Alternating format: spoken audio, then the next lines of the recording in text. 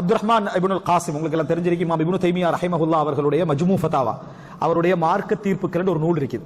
அது அவருடைய தனி நூல் அல்ல. ஆனா அவர் அங்கங்க பேசியது, அதாவது அவர் எழுதியது, அவருடைய ஃபத்வாக்கள் எல்லாத்தையும் தேடி 30 லட்சம் பாகங்களாக சவுதி அரசாங்கத்தால் என்ன செஞ்சது, வெளியிடப்பட்டுச்சு. 30 லட்சம் பாகங்கள் இலவச, அதாவது அச்சு ஃப்ரீ. சரியா? இதுக்கு மிகவும் முயற்சி செய்தவர் யார் என்று சொன்னால் அப்துல் ரஹ்மான் இப்னுல் காசிம் அப்படி என்று சொல்லக்கூடியவர். இவர் 1400களுக்கு முன்னால மரணிச்சிட்டார். அப்போ ஹிஜ்ரி 1400களுக்கு முன்னால மரணிச்சிட்டார். இவர் குடும்பத்தோட இருக்கிறது சந்தர்ப்பம் குறைவு. இவருடைய பேத்தி ஒரு புத்தகம் எழுதிப்பாங்க, சாலிஹாத்துன் அரஃப்துஹுன்ன, நான் அறிந்த நல்ல மக்கள் அப்படின்னு என்ன செஞ்சிருப்பாங்க, ஒரு புத்தகம் எழுதியிருப்பாங்க. அதுல வந்து என்ன அந்த பேத்தி சொல்வா, இந்த மனைவியை பத்தி, இந்த அப்துல் ரஹ்மான் இப்னு காசிம் அவர்களுடைய மனைவியை பற்றி அவனை பாட்டியது சொல்லுவாங்க. உங்களுக்கு மனசுல ஏதாவது நெருக்கடிகள் ஏற்பட்டிருக்குதா அப்படின்னு கேட்கிற டைம்ல அவங்க சொன்ன பதில், அயதீகு சத்ரி வ இந்தி கிதாபுல்லாஹ், அல்லாஹ்வுடைய வேதம் என்னோடு இருக்கின்ற பொழுது எனக்கு எப்படி நெருக்கடி வரும்னு கேட்டான்.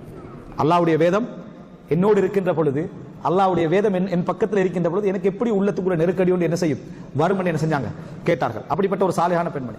இவர் அப்துல் ரஹ்மான் இப்னுல் காசிம் வந்து பல இடங்களுக்கு இந்த நூல்களை தொகுப்பதற்காக பல இடங்களுக்கு போவார். அதனால மனைவியோடு இருக்கக்கூடிய சந்தர்ப்பங்கள் குறைவு. அவனோட வாழ்க்கை அதிகமாக தனிமை.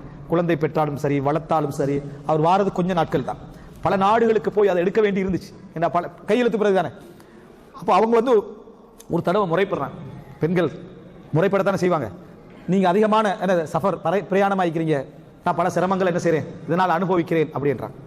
அவர் சொல்றாரு, இன் சபர்தி வஹ்தசப்தி ஃபஅன்தி ஷரீகத்துல் அஜ்ர், நீங்க ஏண்ட இந்த பயணங்கள், ஏண்ட சிரமங்கள், உங்களுக்கு தரக்கூடிய இந்த சோதனைகள்ல பொறுத்தீங்கன்னு சொன்னா, அதுக்காக அல்லாட்ட நீங்க கூலி எதிர்பார்த்தீங்கன்னா நான் செய்ததை போன்ற கூலி உங்களுக்கு என்ன செய்யும், கிடைக்கும்னா.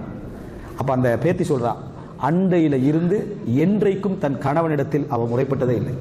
சாபிரத்தன் முஹ்தசிபா, பொறுமையாளராக கூலி எதிர்பார்த்தவங்களாக அவங்க என்ன செஞ்சாங்க, மரணித்தார்கள்.